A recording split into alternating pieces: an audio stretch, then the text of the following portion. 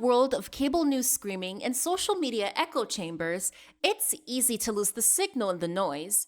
Every day, policy is debated, votes are cast, and your tax dollars are spent.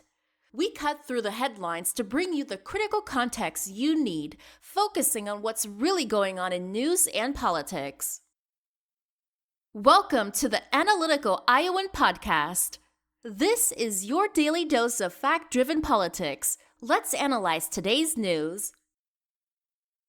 Here's Eric. And we are back here on the Analytical Iowan Podcast. It is Wednesday, January 14th, and we've got a lot to talk about because there's always a lot to talk about. Now, right after I record this, I'm going to be a guest over on the Rational Boomer Live. I'm going to sit down with Mike, and we normally go for about an hour, hour and a half or so. And I will be tomorrow's guest over on the Rational Boomer podcast. So I know a lot of people like when Mike and I get together and we have a podcast. I encourage you to go check it out. And let me know in the comments if you want us to do another joint podcast like we did a while back. That way, you can get Mike's perspective over here as well. Also considering opening up to guests here. Just have to get my schedule hammered out to where I know what I've got for time and for having guests. With my schedule being so inconsistent lately, it is hard every week to know what day I'm going to be available. If I wanted to do a podcast with a guest, so that's one of the reasons I haven't really opened it up. It's hard enough getting the podcast and the TikToks and everything going. Now, yesterday I ranted a little bit about TikTok, speaking about that. And I'm still irritated with TikTok. And I don't know if it is because of the new owners. I don't know if they're fucking around with the algorithm. And this isn't, me begging for views or anything like that. I'm just frustrated. I make this content and then they don't put it out to anybody. And I've been having this issue with them. And I don't know if it is something on their end or what, where I put up my video and the minute it goes live, it immediately gets put under review and it's listed as only me as the viewing type. I can't change it. I can't do anything. And they keep saying, well, it's processing. And sometimes it takes up to 12 hours. Now, so far, I have not gotten any strikes on TikTok. The only strike I've gotten was never for content.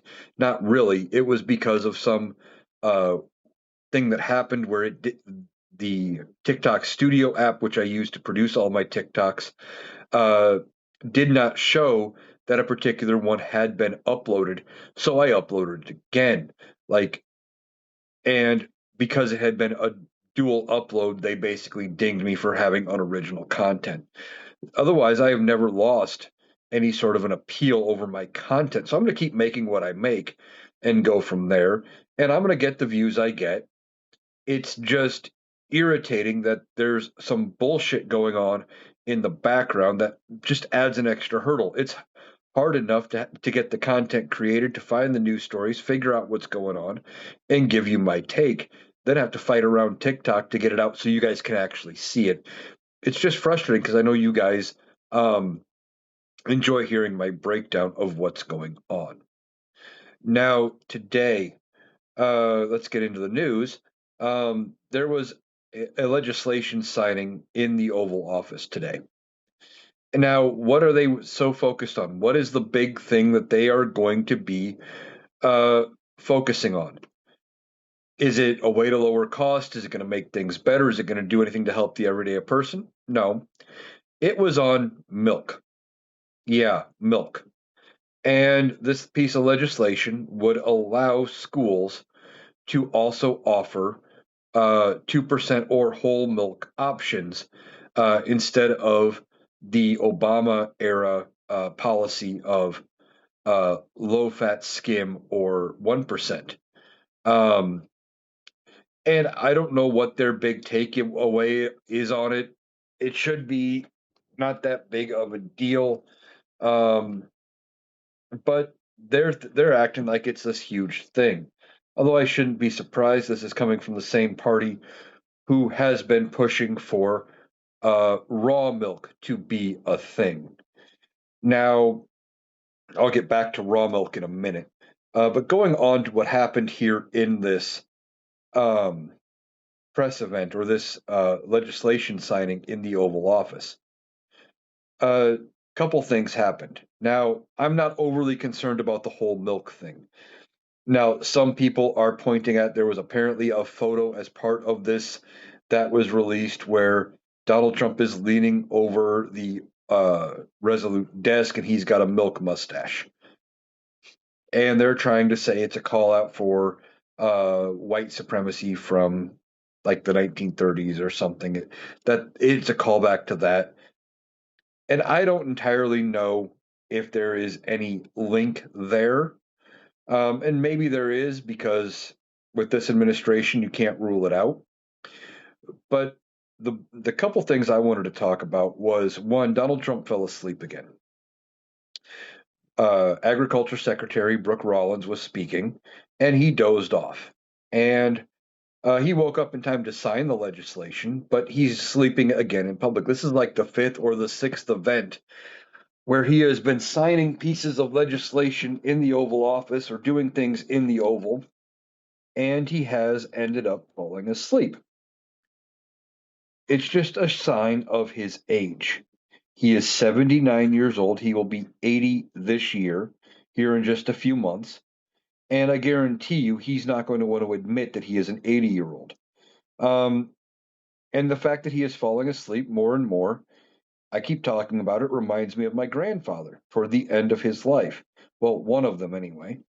He was in his 90s, suffering from dementia, and just we'd be in the middle of having a conversation, and he'd just doze off. And he'd be out for a while. We'd continue talking amongst ourselves about whatever, waiting to see if he would end up waking up. And ultimately, then when he did, he'd rejoin the conversation, or at least for a little bit. And usually, a while after he kind of, we'd visit for him with him for a little while yet after he woke up. And then we'd leave because apparently he was tired. Well, this is what's going on with Donald Trump. He's sitting there, and because he's not speaking, his brain's not actively engaging in the conversation really anymore. And he just sits there and he kind of dozes off. Um, and then he wakes back up to do what he needs to do. It's just a sign of his age. And Donald Trump has been dealing with multiple people talking about how bad his health is. And if it is as bad as what he or what we think it is, he may not make it to the end of his term. He just might not. That's an entire possibility, right? Um, he is suffering from something. We talk about the bruising on his hands. It was only on one hand, now it's on the other. I do believe that he is getting IV treatments of some kind and that is affecting his health overall. That they are giving him IV treatments, propping him up, and making it so that he is um, not nearly as bad off as what he would be without those treatments. Well, when they give you an IV in the arm, if they can't get either arm, then they move to the hand, depending on what they're doing. Um, then there are some other options at once both hands are gone. But there is a chance that his arms are shot and that they've moved on to the hand. Well, if they keep giving him IVs, maybe they can't get it anymore in his right hand, so they have moved on to his left, which would account for the bruising. I know several older people, older family members, etc., who, when they get IVs, they bruise really, really badly. And that could be a sign of what is going on here. Now, Donald Trump doesn't want us talking about how bad of shape he's in or how bad his health is. And whenever they release his records, uh, he looks and he doesn't want them released. And what has been released sounds like something he wrote himself or told somebody to write because it sounds exactly the way he talks. So we don't know what his health is like. The other thing that happened during this Oval Office meeting on milk. Is as he was signing it, he's like, "Yeah, they can finally have whole milk. That's whole milk with a W." What? Like he was talking like we didn't know how to spell whole milk. Like that the majority of Americans thought whole milk was spelled HOLE, like you would dig a hole. It's dumb. But this just sparks more concerns about his mental state. He says and does these dumb things all the time, and he acts like he's a genius. Remember during the campaign, he was talking about affordability in groceries and things, and he said, "Yeah, that's an old-fashioned term, groceries. Nobody really heard of the term until I came around. Groceries. It's an old-fashioned term." What? That's just the way it shows you that there's a disconnect in his brain about where things are and how people react and things like that. This whole thing with his health is very telling. And when he is gone, there needs to be a reckoning, kind of like what the Republicans wanted to try to do over Joe Biden's health, where they go in, they hold an actual investigation.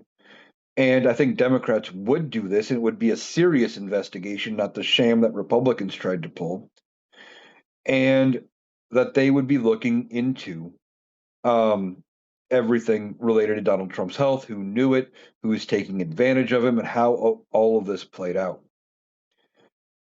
And when it's all said and done, we need to put some safeguards in place to make sure this doesn't happen again, specifically with a geriatric president who is clearly suffering from some level of cognitive decline. I mean, they're giving him the Montreal Cognitive Assessment. They've given it to him numerous times. And if you don't know what the Montreal Cognitive Assessment is, basically it is something they give you when you've had a stroke, some kind of mental injury, dementia, a concussion, those kind of things. And it's pretty basic. They will have you like connect 5 or 6 points, one to A, two to B, three to C, those kind of things, to see if you can make that connection. They will give you 5 words, 4 words, something like that, ask you to remember them for 5 minutes, just to see if you remember them and how close you get. Is it words that sound similar, or is it completely different, or whatever? They will have you draw an analog clock face and then draw the correct time. And they do that just because they want to see how close you can get to drawing something you would have seen every single day. Most people understand what an analog clock is supposed to look like. Now, I know the younger folks out there, maybe by the time they're older or that they're in that situation, they may not know what an analog clock is, um, because they may be going away. A lot of places are switching to digital. But the thing here is they're giving him the Montreal Cognitive Test, okay? And it's for a baseline. Now, he acts like he's the only one who's ever taken this thing, that he's done better than anybody's ever done. And all of that is not true, but it's probably been what he has been told, okay? He's probably been told that he's done better than anybody and that he's doing great, because somebody with Donald Trump's personality traits would react horribly if you tell them that he is slipping. He doesn't want to admit that he is having some kind of mental defect. So you tell him something he wants to hear, which is, "You're great, Donnie," and you move on. Okay?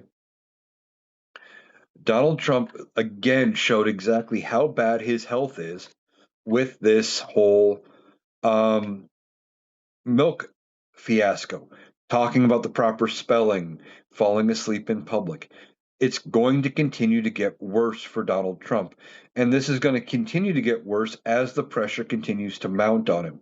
We've got so many things going on where the pressure is just getting too great. Now, we have this story about Greenland. He has been talking nonstop about going into Greenland. Okay. And he wants the territory of Greenland. And I've been talking about it. I think part of it comes from the idea that he doesn't understand the Mercator projection map. Okay? The Mercator projection is not an accurate depiction of how big the world is, or how big land masses are in the world, I should say. because it has North America being bigger than South America. The United States takes up a large chunk of territory. Greenland looks huge. Um, and he thinks it's actually as big as what he's probably seen on those maps. He also doesn't realize what it would be or what would be involved in actually acquiring Greenland.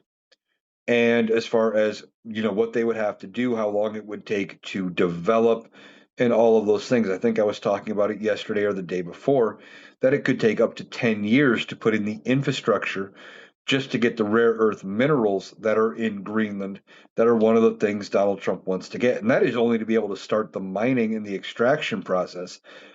I'm not even sure how long it would take to establish all of the refining capabilities.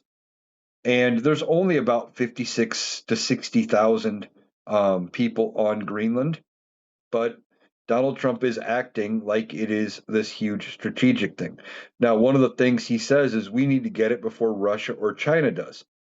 But both Russia and China have not come out publicly saying they want it. I don't know where he is getting that from. Now, honestly, I know I am not privy to the same classified information that the President of the United States is. But we even heard during his first term that unless they summed everything down to a one-page report, nothing longer than a page, and wrote the summary in the way he speaks, like, well, if you do this, you'd look like a winner. You'd look like a loser if you did this. And they're saying, you're a winner for doing this or that. That's how they had to write their briefings. So I don't even know that he has actually seen any sort of um, intelligence on Greenland that China or Russia wants it. I think he is just thinking it that, well, if I want it, they must want it too. And so it would be a strategic place to get. Well, he's been wanting Greenland, okay? And the whole situation is getting worse. Well, there was a meeting today with negotiators or representatives from Denmark, and they met with Marco Rubio and JD Vance. Now, we don't know what was actually discussed. It was a closed door meeting. Um, but Denmark has said they are not giving up Greenland, period. So I don't know what was discussed. The only thing I've seen suggested on any sort of social media would be basically instead of them being joint bases on Greenland, because we already have a couple of bases there, that instead of them being joint bases with Denmark and stuff, that they would actually make them full, not just American bases, but actually, there's a proper term for it that I can't think of. Um, that would make them American soil, basically. That Denmark would give us that much of Greenland would be the bases, and we could treat it like American soil. Now, I don't know that Donald Trump would be willing to accept that as a consolation prize, but that sounds like that may be the most Denmark is willing to go on this thing. Now, Europe, for its part, and NATO has said that if the United States attacks Greenland, and if they continue to push hostilities in Greenland, that NATO would end up defending Greenland against the United States, and that would ultimately lead to the downfall of NATO. Um, but the whole thing there with it is that Donald Trump doesn't care. He doesn't like NATO. Okay, he wants NATO to go away, even though he wants credit for saving NATO, um, because NATO one is something that Vladimir Putin wants to go away. So, because he gets his orders from Putin, or at least some of his orders from Putin, or his advice, maybe it's not even orders, it could just be advice, because he looks up to people like Vladimir Putin and Kim Jong Un or Kim Jong Il, and the other authoritarian leaders. That as he's looking up to them, well, he wants to be like them. And if Putin is saying, well, you need to get rid of NATO, it's not helping over here, if he thinks that's a good thing and that it's coming from Putin, he may want to try to do that. Now, it was a defense spending bill passed in 2024 and signed by President Joe Biden that did include a provision that would require Congress to approve with a 2/3 majority of both houses uh, leaving NATO. Now, this doesn't account for us basically getting thrown out because of Donald Trump's actions. And we'll have to see how that responds. But the other thing Europe is talking about doing when it comes to Greenland is that if we try to take Greenland by force, that they would basically tell us for all of our joint bases and things, they would kick us out of all European or NATO countries. And I'm not even sure how many total bases that is, but it's a lot. And all of those would be gone. That is part of our defense strategy, is having access to those bases. So Donald Trump better be thinking very carefully about whatever decision he does make. Now, he was asked by a reporter about the use of military and the use of force in Greenland. And, well, uh, he basically snapped at the reporter. You don't know what I'm thinking. You're putting words in my mouth. You don't know what decision I'm going to make. But what other thing can we decipher from what you've said? You said, well, we can do it the easy way and the hard way. And there are news articles out talking about you going to the Joint Chiefs, going to the Pentagon and saying, draw up invasion plans, figure out what we're going to do if we have to go in militarily to take Greenland. And you in the past have said that you would potentially use the military if you needed to in order to acquire Greenland. The whole thing is based on things Donald Trump has said, and this reporter just asked about it. And it's very telling because Donald Trump knows if he commits to it, it's going to look bad. I don't know if he's made a decision.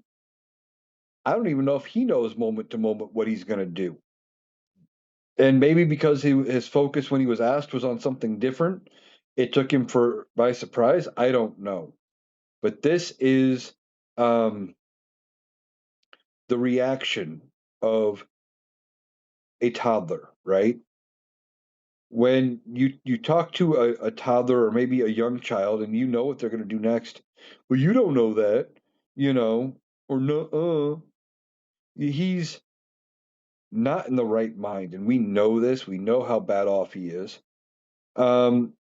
And ultimately, the Republicans are the ones who need to be held accountable for the actions of Donald Trump and allowing it to get this bad. Okay. Now, one of the things that we haven't been talking about because of all of the things going on with Donald Trump and the everything else, the invasion of Venezuela, the ICE shooting in Minneapolis, and that whole situation is getting out of hand. We've kind of forgotten about the Epstein files. And one of the things with the Epstein files, that there is an investigation being handled by the House Oversight Committee. And that investigation, they were trying to subpoena Bill and Hillary Clinton to come testify because there's at least images of Bill Clinton having known Jeffrey Epstein. So far, there has been no incriminating evidence other than what appears to be Bill Clinton at varying events where Jeffrey Epstein and Ghislaine Maxwell were at. Now, it is entirely possible for those two people or those three people to have been in the same room at the same event, and it has meant nothing. But it could also mean that there is something there. And Bill Clinton has been very vocal about saying release everything that is in the Epstein files. But when it comes to testifying before this Congress, this oversight committee over the Epstein files, both Bill and Hillary Clinton said no, they're not going. Why? Well, one, Jim Jordan proved when he was subpoenaed over the January 6th event that you don't have to answer congressional subpoenas. So that is something. And that Congress doesn't have a lot of teeth when it comes to not answering subpoenas. And it's really hard to push to actually get any sort of punishment for that. So they're not going to go. Besides, they said, why would we show up to an event or to this hearing, which is designed to throw us in jail? You know, basically, they would sit there, plead the fifth over a bunch of it, more than likely. And the whole thing is set up to potentially set up criminal charges against Bill and Hillary Clinton. It's also trying to do what they tried to do several times last Congress when they were investigating Hunter Biden, and that is trying to get clips that sound good, you know, and that play good in the media. They just want a few answers where they come up with something and it's a weird question like uh former President Clinton, are you saying that you knew Jeffrey Epstein and that you actually participated in the events or whatever? And he says, "Well, no, and I didn't participate in anything, but I knew Epstein." You know, whatever he says would get misconstrued, and they would play the clip over and over as some kind of a gotcha. Or, well, did you ever see President Trump at any of these events? And no matter how he answers, they're gonna use it as a gotcha again, as a gotcha. Well, yeah, I saw a former president or President Trump there, and they're gonna say, "Oh, well, that means you were there." And the headline would all be on right wing media. Bill Clinton admits to being at Epstein party. Buried in the bottom would be the actual quote where he says, "Well, yeah, I saw Trump there." But that's not going to be the main story. So why would the Clintons go deal with this? So they said, no, we're not going to deal with it. But they still want the files released. Now we are dealing with about 1% of the Epstein files that have been released. The DOJ has missed their mark on releasing so much of the files. We don't know what's entirely in there. Now, why are they dragging their feet? Well, they're dragging their feet because they're protecting somebody, more than likely Donald Trump. And now this is kind of a wild story. And I don't entirely want to talk about it because I don't know if it is true. So everything I'm going to mention is prefaced with the idea that if any of this is true, this is a wild story. Now, you might have heard about this Sasha Riley interview. It's a multiple part interview. And I've heard bits and pieces, and I've heard other people talking about it. And there's been no corroborating evidence that connects the two. But Sasha Riley claims that as a young man, he was taken in by Epstein and he was one of the victims. Okay. Well, that doesn't actually surprise me. That part I would believe because, as I've said all along, why do we have to automatically believe it was nothing but young girls? I mean, it wouldn't surprise me that there were at least some of the Epstein clientele, probably both men and women, that wanted an underage boy as well. And it makes sense, right? So it wouldn't surprise me that there were male victims. But then there's more.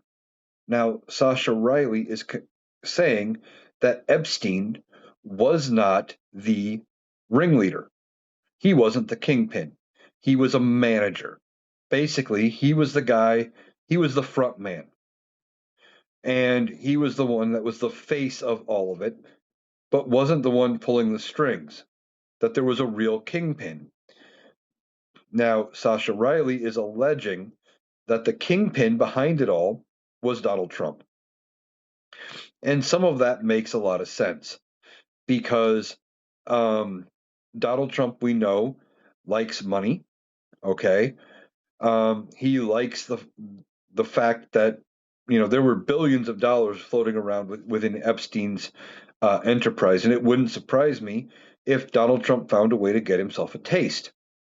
He's doing all sorts of things, trying to get bits and pieces of other things that he really shouldn't have. Look at what he's done with Mar-a-Lago and his own Secret Service having to protect him. They have to be there. He could afford to give up the rooms or charge reasonable rates for rooms for the Secret Service that have to be there in order to protect him. But instead, what does he do? He charges them exorbitant rates and inflated costs so he can cash in and the money goes right into his pocket. So it wouldn't surprise me that Donald Trump is the kingpin here. And when it comes down to it, I don't know that any of Sasha Riley's claims are true. I'm just saying that they are within the realm of possibility that it could be what is actually going on. Excuse me. This whole situation, if there's any evidence in there that comes out that corroborates what Sasha Riley is talking about. Now, somebody probably has some piece of evidence, whether there is something in Sasha Riley's possession, whether there is something in the DOJ files, whether it's something somebody else has, maybe the Epstein estate has something. And if that corroborates any of it, that may lead to what I have been saying could happen to Donald Trump all along. That his being connected to the Epstein files, especially if it comes out that he's the ringleader, that could lead to the Republican Party deciding to break ranks with him and say, okay, enough's enough. Now, it's been hard pressed for the Republicans to break ranks with Donald Trump. And I saw some cracks forming the other week. There was a war powers resolution that they were voting on in the Senate that would limit Donald Trump's ability to do anything inside Venezuela with the military. And when it came down to it, what happened? Well, there was enough Republicans that had sided with all Democrats to bring it up for at least a final vote. Now, I had thought it had already passed the Senate, but no, this was just to advance it to the final vote. Well, they held the final vote today. And that vote ended up being an even split. Some of the Republicans that voted originally with Democrats to bring it up for a final vote voted against the bill, which doesn't make a lot of sense to me. And J.D. Vance was the tie-breaking vote, and this ended up dying in Congress. Now, why would they do that? Well, probably because they got pressure from Donald Trump. That makes a lot of sense. And this whole situation is ridiculous. The Republicans are complicit in allowing Donald Trump to do whatever he wants to do. So this war powers resolution would limit Donald Trump's ability to act in Venezuela without congressional authority. However, well, it failed. Now, I don't know if they're going to bring it up again. I don't know if they're going to try again. But you would think that they would want to pass it if for nothing else than to protect the power of Congress, the power to declare war and have that authority over when the military can be called out by the president. Now, yes, the president is the commander in chief of the military, but there's a reason why the powers are split. They are split with Congress. That way, the president doesn't do things like drag us into a war without congressional approval, because it's supposed to be a check against presidential power. Now, speaking about things in Congress, you got Mitch McConnell. And we were talking about Greenland before. And he went to the floor of the Senate and he was talking about Donald Trump in Greenland. And he said it would be a great feat of self-harm if Donald Trump would be actually able to acquire Greenland, especially if he did it militarily, and talked about how bad it would be for Donald Trump and Republicans in the midterms. Well, he's right. But Mitch McConnell, you're way too late. You had your opportunity to buck Donald Trump, and you guys failed. If you would have stood up January 2021 during the second impeachment of Donald Trump and said, enough is enough, we're voting to convict you because you did the things you are being charged with, then, you wouldn't be here right now. But instead, you came out and said that it is not a political issue, but a criminal issue. And you left it to the DOJ to handle. Your whole plan was to kick it down the road and let the DOJ deal with it. You assumed that whoever Biden was going to put in as at head of the DOJ, you even thought maybe Merrick Garland would be the best choice. I don't know. But that you thought whoever that was going to be, whoever the attorney general was going to be, would come in, do a diligent investigation, go, yeah, this motherfucker needs charged, take him to court, charge him, and try him and have him thrown in jail. Now that's what should have happened. But instead we got Merrick Garland, who sat there and sat on his hands and did nothing the entirety of the time when it came to doing anything until public pressure and outcry happened after 2 years of a congressional inquiry into what happened with January 6th. And then he went, "Oh, well, maybe I should appoint a special counsel." And that's where we got Jack Smith. If Mitch McConnell had any balls, they would have voted to convict Donald Trump way back in 2021, and he wouldn't be a problem now. So you can come out and you can say it would be horrible, and you can say this, and you're right. But it's too little too late, Mitch. Why are you coming out now? And why do you vote lockstep with the things he wants to do almost all the time? This is a sign on a problem with the Republican Party. Now, I've talked about it before. One thing with the Republicans, they fell ass backwards into being in power this time. I don't think they believed that they were going to win in 2024. That's part of why they're so angry. They were ready for the loss, and they saw the writing on the wall that we all saw. And then they won, and they don't know how to act because they were expecting a loss. And they fell ass backwards in 2016 too, because Donald Trump beat the unbeatable. Hillary Clinton was supposed to be the big boogeyman. She was supposed to be the next president, and even she was running a campaign pretty much like it was a foregone conclusion, and that might have been one of the things that sunk her. But Donald Trump was a buffoon, and he fell ass backwards into the presidency. But the Republicans had their chance to walk away from him and go with somebody better, and they chose not to. They chose to nominate him again and run with it, and then defend him at every turn. It's very, very weird with what they're doing here. Now, speaking of Venezuela, we are hearing. Well, I was talking about Venezuela earlier, but we are hearing that I believe tomorrow, and I could be wrong on this, but it sounds like tomorrow, Maria Machado, the opposition leader, is coming to the United States to meet with Donald Trump, potentially about getting herself and her administration put in power in Venezuela instead of Delcy Rodriguez, the former vice president of Maduro. And we are also hearing that she may actually give Donald Trump her Nobel Peace Prize medal.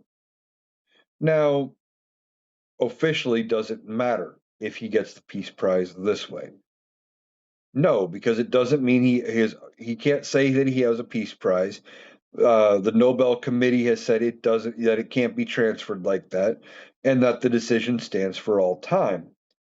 But what Donald Trump would do with something like that, of course, is he would show it off, he would brag, he would carry on about how great it is, etc. The Nobel Committee is never going to give Donald Trump any sort of peace prize. Not when he is staring at using the military in Greenland, not when he has used the military in Venezuela, and he's got ICE running around like his own personal Gestapo in American cities, going after American citizens, shooting people, um, and just generally being thugs. And they're acting like they don't care, right? They think they are invincible here and that they're going to win this in the end and that they are going to be able to just continue to do whatever they want. Now, with this Minnesota shooting situation where the ICE officer shot Renee Good, okay, um, the whole thing looks bad. Apparently, the officer is in hiding. Um, he had apparently went home after it, walked away from the incident just fine. Now, normally you would not be able to just walk away. You would have to stick around. There would be paperwork. You would be put on administrative leave, and there would be a full investigation. But the FBI, the DOJ, has basically already said, "Yep, he's cleared.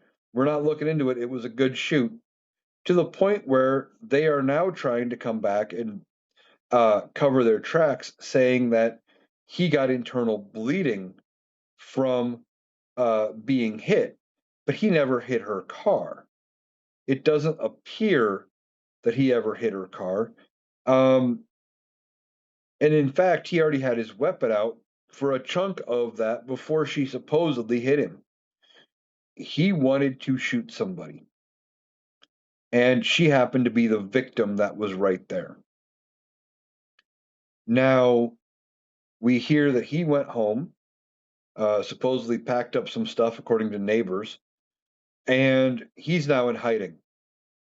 And he may stay in hiding for a long time because ultimately the state of Minnesota could pursue state level charges. And it sounds like their investigation is ongoing despite the lack of cooperation from the federal government, or maybe in spite of the lack of cooperation. They're doing it anyway. And there is no statute of limitations for murder. Now, these ICE agents are running around doing whatever they want. We hear that JD Vance saying that they're going to start going door to door. Well, we are protected from them going door to door, supposed to be anyway, by the Fourth Amendment. Un, you know, Unreasonable search and seizure. They're not allowed to just knock on your door and enter without a warrant signed by a judge. Now, they're going to try to pressure you and do all sorts of things to come into your house and rough you up or do whatever. And I don't know who is supposed to step in and protect us here. Now, Governor Walz of Minnesota has been talking about pulling out the National Guard to defend Minneapolis citizens, but he hasn't done it yet that I've seen. And I don't know what good that would do as far as, because even when they call up the guard does not have policing power. So I don't know what good calling up the guard would be. But Donald Trump is allowing his ICE agents to do pretty much whatever they want at this point. Now, I realize he doesn't have direct oversight over um, ICE. They are part of the Department of Homeland Security. But as President Truman said years and years ago, the buck stops here. The blame stops at Donald Trump because it's his administration. He put the people in place that are running these departments that are doing these kind of things. And if he wanted it to stop, it would stop. But he's not doing that because he enjoys it. And we're seeing all kinds of videos. There was a pastor who was roughed up by ICE. Now, I could be getting this slightly wrong. I believe he was handcuffed, tossed in the back of a vehicle, maybe held around for a little bit before ultimately being released. And the ICE agent said, "Well, we're going to release you. You wouldn't be any fun anyway." There was another incident where an ICE agent was talking to a woman who was in his face and said, "Well, didn't you learn your lesson, a day ago, a couple days ago, however long it had been since that shooting?" And what lesson are we supposed to learn? That's a very telling question.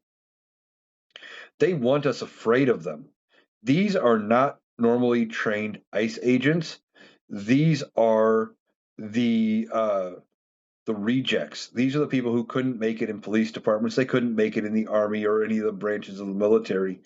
And a big chunk of them are the paramilitary groups, the three percenters, the Oath Keepers, the Proud Boys, Patriot Front. You notice you haven't seen those groups around. No, they got full on jobs working under ICE, and they're doing whatever they want. They don't actually believe in due process and those kind of things. They just want an excuse to be the tough guy and go after the groups they don't like. That's real legitimately what it is here. And Donald Trump is going to ultimately be held accountable. So are the people under him.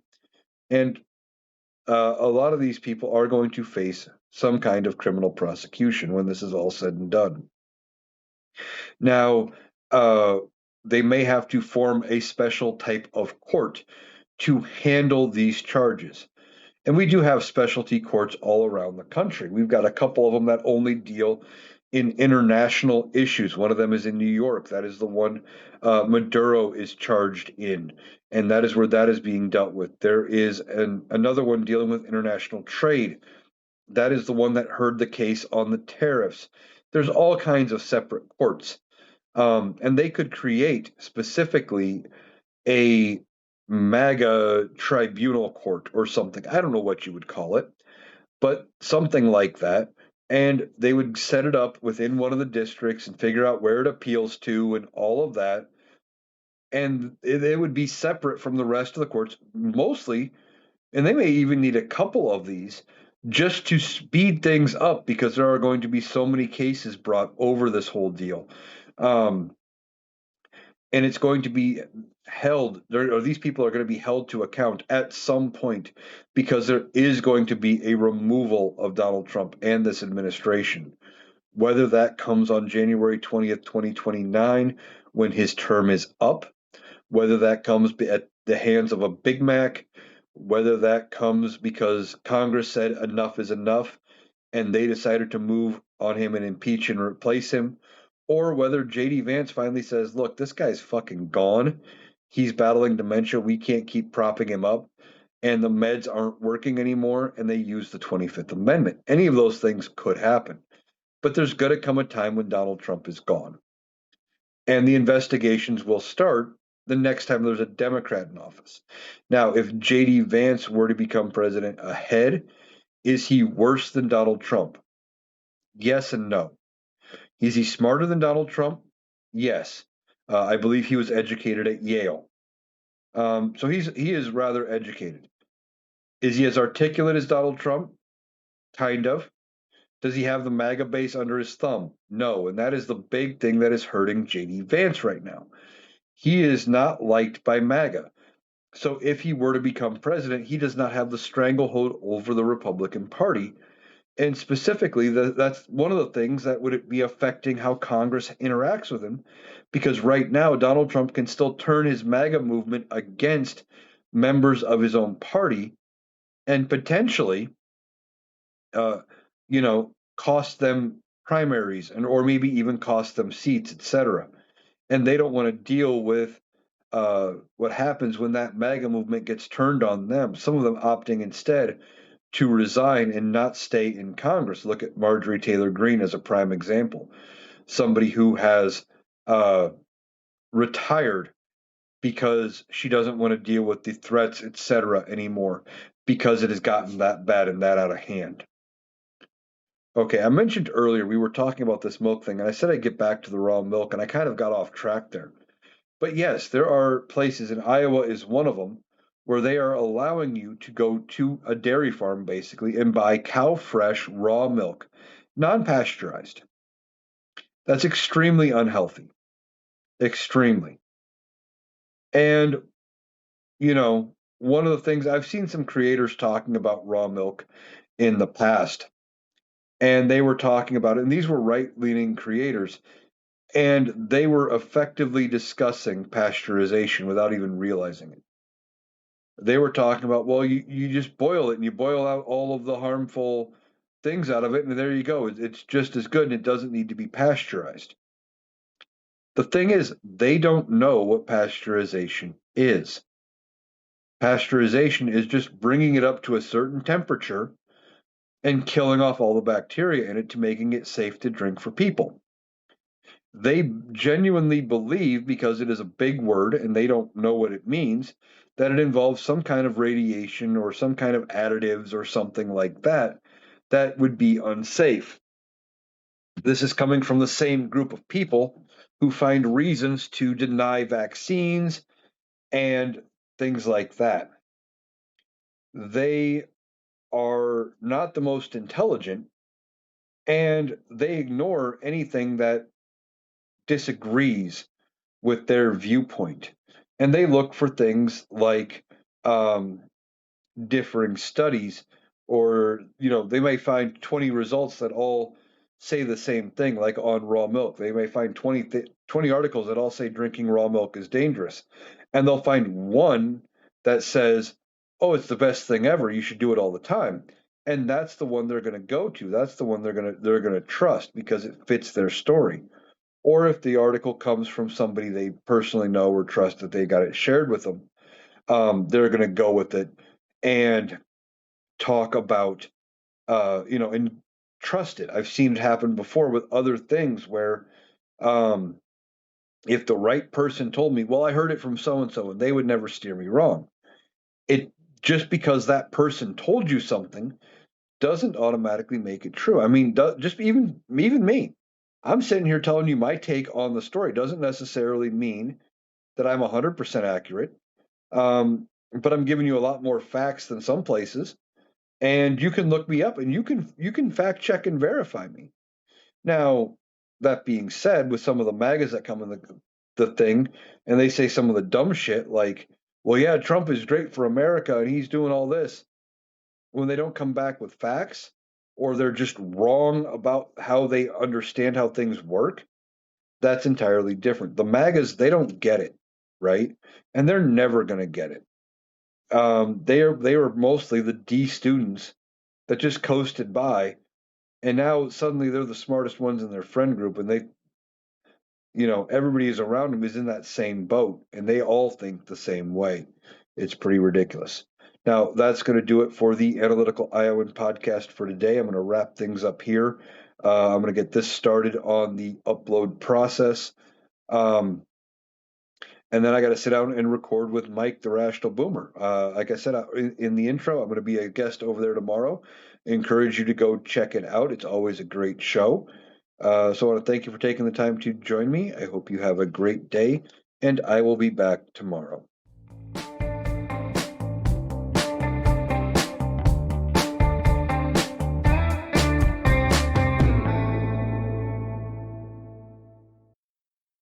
That was Eric.